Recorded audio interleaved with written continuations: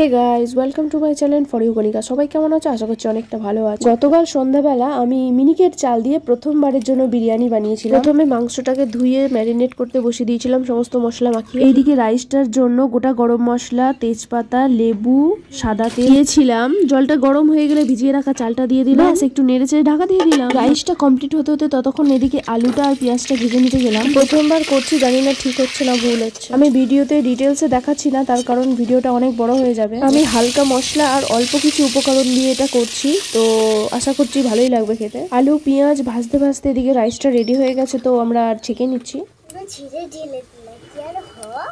মাঝে মাঝে এই ডায়লগগুলো শুনতে বেশ ভালোই লাগে। প্রথমবার তো রাইসের স্মেলটা হেভি লাগছিল। এবার চিকেনটা রেডি করার পালা।